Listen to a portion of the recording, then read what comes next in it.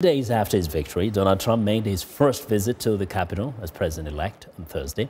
Now, viewers, Bowman reports Trump has an ambitious legislative to-do list for the early months of his administration.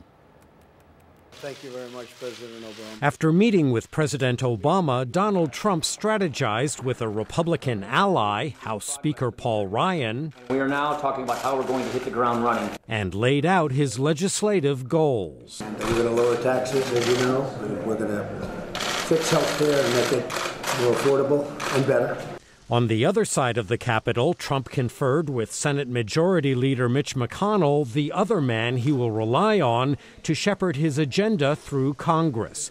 Before the election, McConnell often refused to discuss Trump or even mention his name. I don't particularly want to sit here today and critique the presidential campaigns.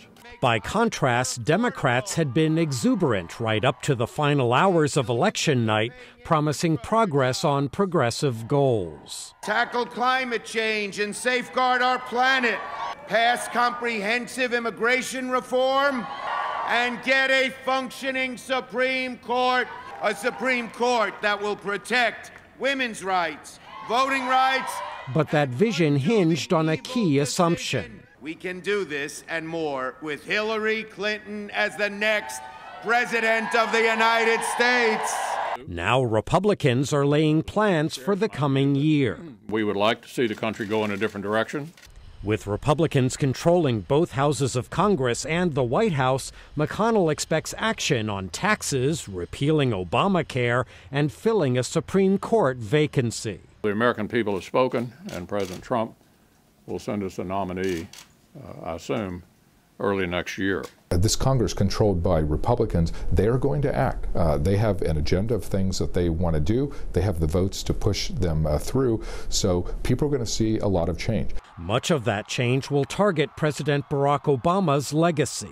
Senate Democrats will be able to use procedural tactics to block some, but not all, Republican agenda items. And on some matters, like Trump's pledge to build a massive wall along the U.S.-Mexico border, divisions among Republicans could be exposed.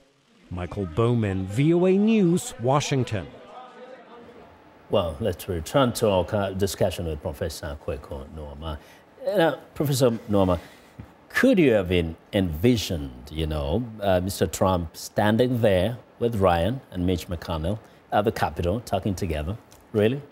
No, but they are politicians, and this is found money. Yeah. They didn't expect him to win. That's why they were not endorsing him and not campaigning for him. But he won, and he's better than a Democratic president because they get to do all the things that they've always wanted to do because he's going to sign off on that. He has an organization that's independent of the RNC, so he needs them, and they also need him. Yeah. But the party definitely has been divided.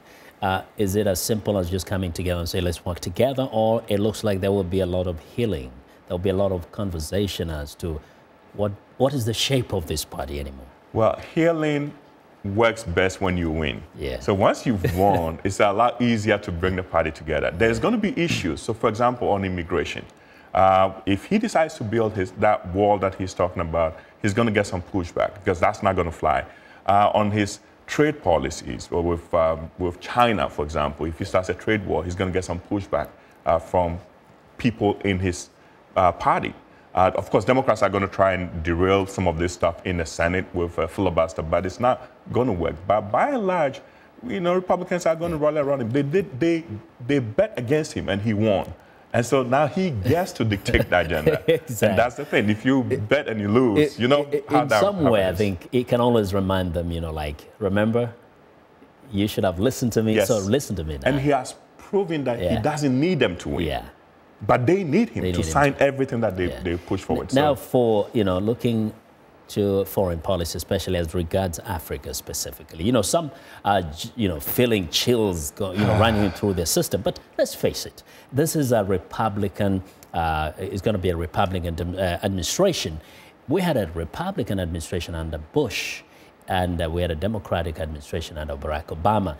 Did foreign policy, was it better for Africa then during the Republicans, or was it even any better during Obama's administration? Well, the Bush administration actually was a pleasant surprise in some of the things that they did. Like if you take PEPFAR, for example, which was very good. Bush was not a hard man. He went to Africa. Africans didn't warm up to him at first, but they did. If you go to Ghana, there's a major road named after him, the Walker Bush Highway.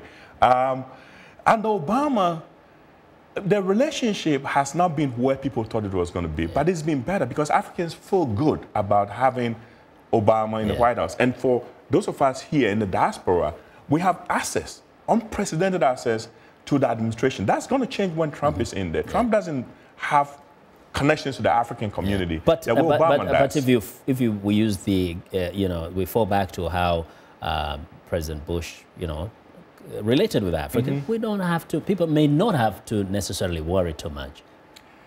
No, but the opportunity for new initiatives will probably not be there. I don't think that he's going to cut anything. So PEPFAR, for example, will be funded. AGOA has been renewed.